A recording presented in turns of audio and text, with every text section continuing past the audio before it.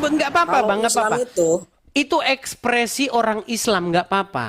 Karena itu kan eh, iman kalian. Cuman saya juga harus boleh dong mengekspresikan iman saya. Cuman itu kok permintaan saya.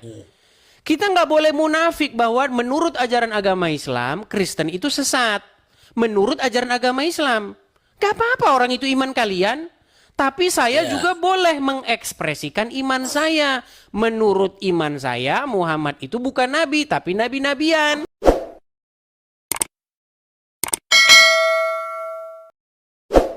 Abdul Somad bilang, haleluya. Gitu betul nggak?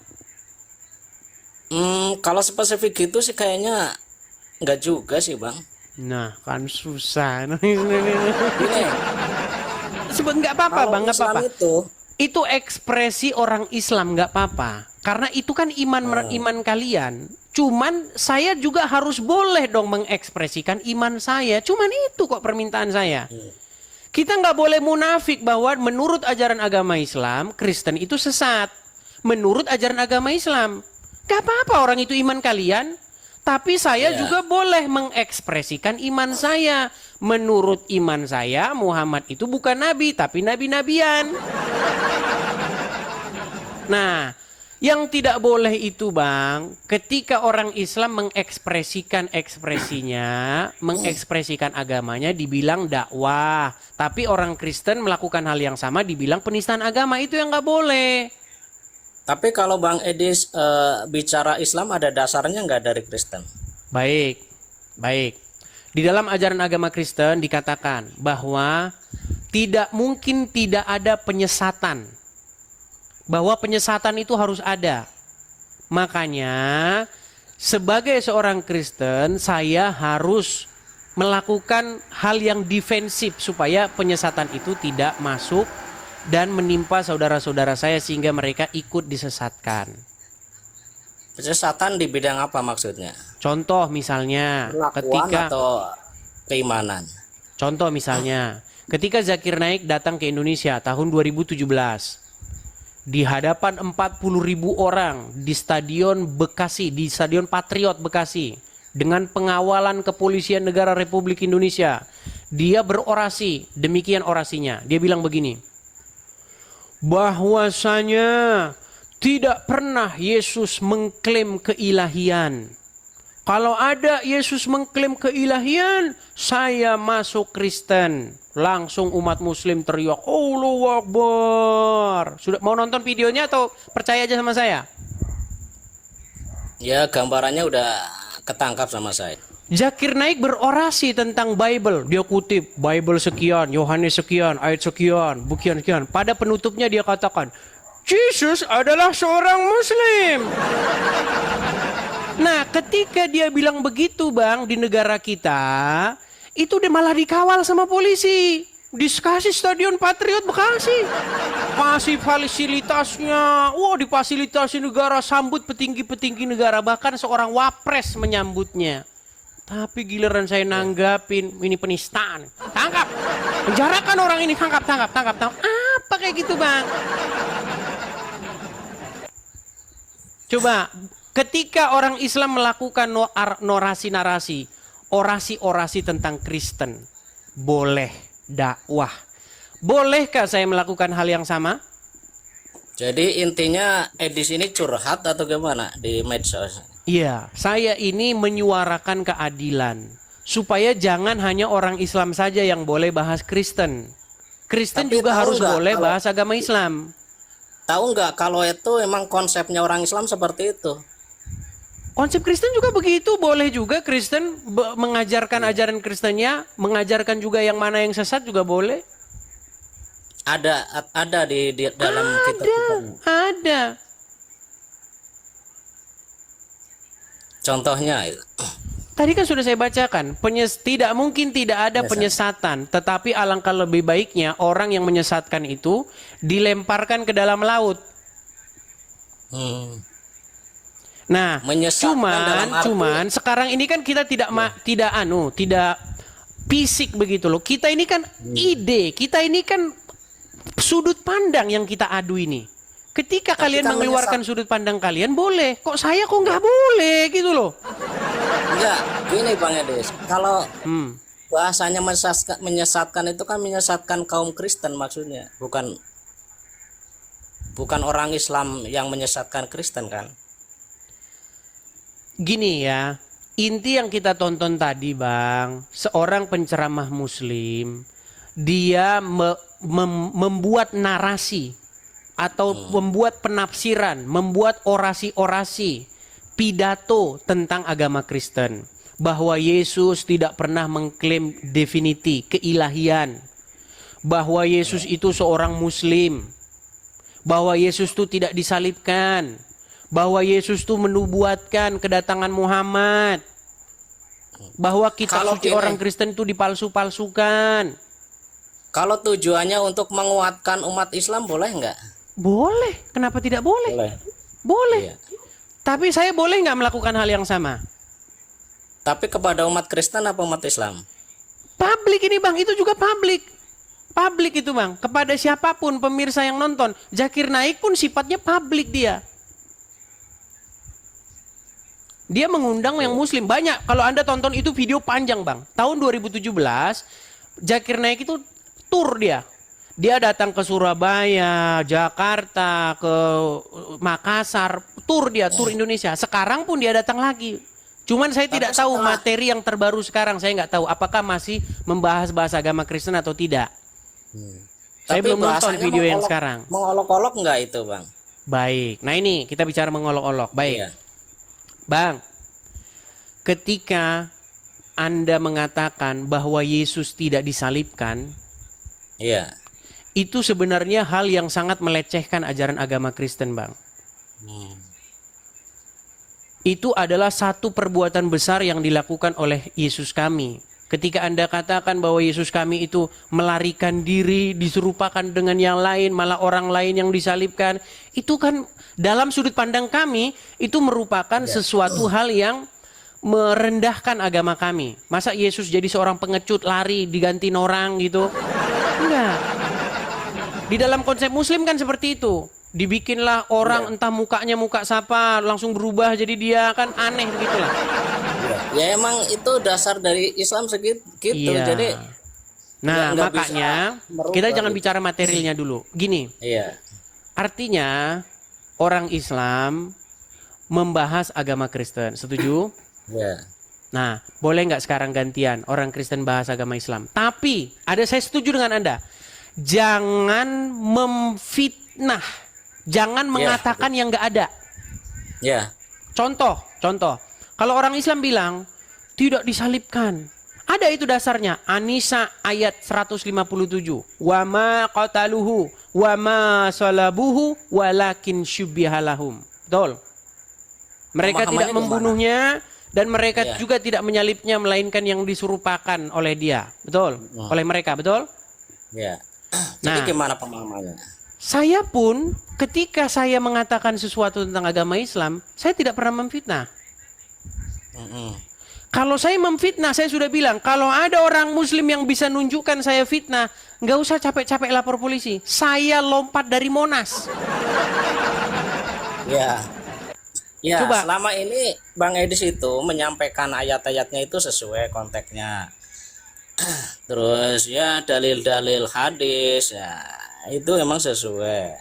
Cuma mungkin narasinya aja Bang yang perlu Iya, kalau narasi saya memang sedikit saya buat sarkas.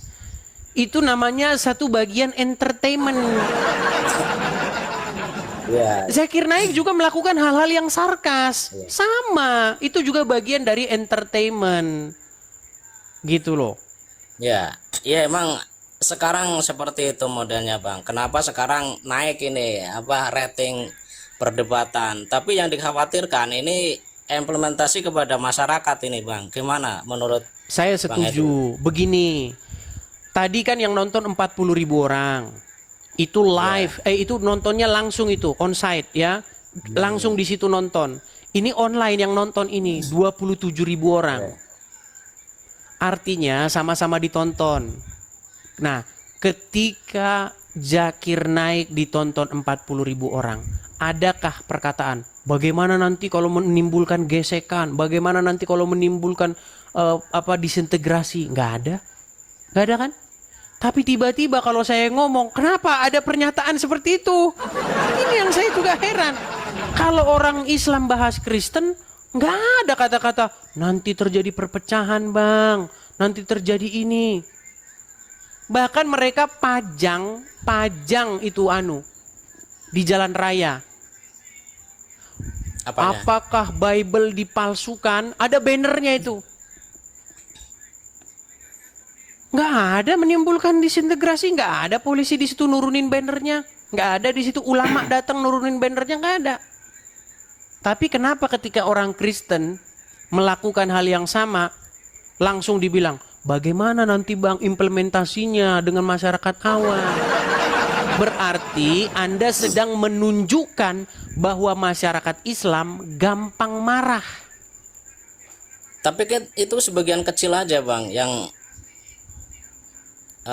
pro gitu kan. Kenapa dijadikan topik seolah-olah semuanya gitu Islam itu pro gitu? Baik, buktinya ada nggak orang Islam datang menurunkan banner? Adakah orang Islam datang menghentikan acara itu? Nggak ada. Bahkan didukung oleh petinggi-petinggi negara. Yang nyambut, bang tahu nggak yang nyambut Zakir Naik waktu itu siapa? Ya itu ada dasar hukumnya di negara bang berarti. Bang, menurut Kitab Undang-Undang Hukum Pidana, ya, yang berlaku pada waktu itu, dan juga menurut pasal 156A KUHP, barang siapa, intinya itu bunyinya, barang siapa melakukan penafsiran terhadap suatu agama yang diakui di Indonesia, di mana penafsirannya tersebut bertentangan dengan pengertian umum yang dimaksud dalam satu itu disebut menistakan agama. Saya kasih contoh. Contoh misalnya, Pak Ahok ketika dia mengutip Al-Maidah 52, ya kan, dikatakan jangan mau dibodoh-bodohi pakai Al-Maidah begitu kan? Tahu nggak apa yang terjadi? Ngamuk orang Islam. Itu dia baru cuman ngomong jangan mau dibodohi doang, udah kayak begitu. Apalagi menafsirkan sesuatu. Nah, ini Zakir Naik dia sudah menafsirkan sesuatu terhadap Bible kami. Menurut Yohanes. Tapi sekarang kan dengar ditolak, Bang. Bagaimana? Dengar ditolak itu yang mau ke Jawa itu. Gimana? Iya, tetapi kan yang nolak Bang malah justru yang nolak itu oknum orang Islam. Jadi kalau Anda katakan yang mendukung orang Islam itu cuma dikit, justru yang menolak itu malah lah oknum. Mana Anda ini? Jadi begini Bang, jadi ya kita ini aja lah. Kalau masalah pemahaman akidah itu kan kita masing-masing. Ya kalau sifatnya untuk mengedukasi Bang Edis ya ini untuk masyarakat Indonesia ya khususnya yang masih awam-awam gitu. Jadi ya saya cuma pesan gitulah, jangan terlalu menjas itu menilai. Misalnya Bang Edis Muhammad A B C D, nah itu kan kompetensinya sebenarnya walaupun itu yang sesuai hadis benar, sesuai Quran yang bacakan Edis benar, kan dalam penterjemahannya beda Bang. Oke, kita kasih contoh Bang. Tadi saya mengatakan Muhammad mengalami dalam tanda kutip mengalami gangguan dalam tanda kutip kejiwaan. Bukan berarti gila, saya tidak mengatakan dia gila. Muhammad mengalami salah satu emosional disorder atau depresi mental. Bener nggak statement saya itu? Secara logika itu manusiawi nggak? Iya, manusiawi. Bener nggak itu? Manusiawi, iya. Tapi yang saya katakan bener nggak? Ya kalau ada dalilnya mungkin benar, saya belum memahami juga. Pernah nggak Muhammad mencoba ingin bunuh diri, menjatuhkan dirinya dari tebing? Nah itu saya juga belum memahami. Belum tahu. Oke, sebelum kita masuk ke situ, saya mau tanya, orang yang mencoba untuk mengakhiri hidupnya dalam dunia ilmu psikologis, ya dalam dunia ilmu-ilmu yang demikian saya juga nggak ngerti. itu mengalami salah satu penyakit mental, betul nggak? Boleh jadi. Boleh, jangan boleh jadi bang. Gimana ini Anda ini? Anda sarjana sosial loh. Coba. Itu gimana? Maksudnya gimana maksudnya? Samaan sama orang yang depresi gitu, Rasul atau gimana? Baik, kita akan kasih contoh dulu ya. Hadis itu tertulis di mana ya? Jadi teman-teman, ada sebuah hadis yang menyatakan bahwa Muhammad itu mencoba ingin bunuh diri, ya. Kita tampilkan dulu hadisnya. Bentar. Sekaligus disampaikan penyebabnya, Pak. Penyebabnya itu adalah karena wahyu itu berhenti turun. Wahyu tidak turun dalam sekian lama, kemudian Ya. Muhammad mencoba ingin bunuh diri. Sebentar, saya kasih hadisnya dulu ya. Saya tampilkan dulu hadisnya. Oke, saya balik ya. Ini diakui oleh ulama-ulama ya, tapi ya memang banyak orang Islam kan nggak ngerti agama Islam. Ini baik. Iya, Bang. Sambil belajar saya, Bang, supaya Baik, tahu. baik. Saya senang kalau ada muslim mau belajar gitu loh. Nih ya, ini hadisnya nih. Ini Arabnya. Ya. Kita bacakan ya, nih. Az-Zuhri berkata, Urwah memberitahuku dari Aisyah. Semoga Allah meridhoinya. Yang berkata bahwa wahyu terhenti untuk beberapa waktu hingga Nabi SAW bersedih. Menurut kabar yang sampai kepada kami, sampai pada titik kesedihan yang membuat beliau berkali-kali pergi karena ingin bunuh diri dengan cara melompat dari puncak gunung. Nih, ini riwayat Muslim ini. Jadi menurut literasi ini saya simpulkan bahwa Muhammad mengalami depresi mental. Muhammad mengalami semacam gangguan mental dia. Setuju? Ya, karena saya baru dengar, jadi ya masih meragukan sih. Baru dengar. Iya. Karena gini, Bang Edis. Baik. Yang kami pahami, yang saya dengar itu Rasul itu nggak pernah sedih. Ya, makanya kan saya bilang Bang, di channel ini saya sering berkata begini. Kalau kalian nonton channel saya, banyak hal-hal yang kalian tidak pernah dengar di pondok pesantren. Ya. Banyak hal-hal yang kalian tidak pernah dengar di ceramah-ceramah kajian subuh, di ceramah Trans TV. Kalian nggak pernah dengar. Karena selama ini disembunyikan. Terus gini, Bang. Saya kan memahami Al-Quran itu nggak ada kontradiksi, tapi di lain waktu pernah dengar Bang Edis itu bahwa Al-Quran ini sangat kontradiksi dengan ayat yang lain gitu. Baik, mau saya kasih satu contoh kontradiksi dalam Al-Quran? Ya, betul. Baik. Mana yang bertentangan? Baik, oke. Menurut Al-Quran, Al-Quran itu berbahasa apa? Bahasa Arab.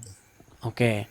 Kalau berbahasa Arab, artinya tidak ada satupun kosakata yang tidak memiliki artinya, betul? Artinya semuanya sama artinya gitu atau gimana? Saya kasih contoh. Bang, kita ini manusia. Ya. Menurut Bible, ya, ada banyak sekali bahasa di muka bumi ini. Ada ribuan, puluhan, bahkan jutaan kosakata di muka bumi ini. Setuju? Ya. Ada nggak satu kosakata yang tidak punya arti? Kosakata punya arti, Pak. Baik. Artinya semua kosakata ada artinya. Ada. Coba kalau saya ngomong begini, Bang, tungkriung abrokotor Bang. Itu bahasa apa? Nah, nggak tahu kan? Karena tidak ada artinya. Tidak ada satu kosakata yang dia tidak punya makna. Ya kan tergantung bahasanya itu. Bahasa apapun, Bang. Maknanya itu bahasa kacau. Iya, bahasa kacau. Jadi, selama kita jadi orang Indonesia, tidak ada orang Indonesia yang ngerti tungkriung itu apa. Anda tahu tungkriung itu apa? Nggak tahu kan? Ya, Bang Sama, Edis, saya juga Bang nggak Edis tahu. yang tahu. Bang Saya Edis juga yang nggak tahu. mungkin. Baik. Nggak tahu. Al-Quran Itu mengklaim, kata asal berarti. ya itu bahasa asal, nggak ada artinya. Ya, Iya. baik. Kalau Quran asal enggak? Kalau Nah, Quran saya asal. akan tunjukkan. Saya akan menunjukkan satu statement Al-Quran yang bertentangan dengan statement Quran lainnya. Menurut Al-Quran, Al-Quran itu berbahasa Arab. Dan fungsinya, maksudnya Al-Quran itu diturunkan dalam bahasa Arab adalah supaya kamu memahaminya. Mau saya tunjuk ayatnya atau percaya saja? Ya, karena waktu itu yang menerima wahyu kan orang Arab. Kalau yang menerima wahyu orang Indonesia mungkin bahasa Indonesia. Baik. Tujuan Al-Quran dibuat dalam bahasa Arab supaya orang paham. Betul? Ya waktu pertama turunnya kan di sana. Baik, saya bukakan saja ayat Qurannya ya. Iya. Saya tunjukkan Qurannya. Surat Yusuf ayat yang kedua ya. Saya akan tunjukkan apa maksudnya Quran diturunkan dalam bahasa Arab. Saya tampilkan ke depannya Bang ya. Saya balikkan. Nih. Dikatakan di sini, sesungguhnya kami menurunkannya berupa Al-Quran dengan bahasa Arab agar kamu memahaminya. Ingat, saya garis bawahi, saya bold. Agar kamu memahaminya. Sudah? Iya. Baik. Kamu itu siapa? Yang Kamu di dimaksud? sini adalah orang-orang yang menerima Al-Quran ini, yang Quran sampai kepadanya ini. Pertama kepada Muhammad berarti ya. Ya, tapi di sini bukan hanya kepada Muhammad. La alakum, kum ini jamak dia. Kalau la alaka, ya itu satu orang. Tapi ini la alakum, oke? Ya. Oke, baik. Sekarang saya akan tunjukkan satu ayat, ya.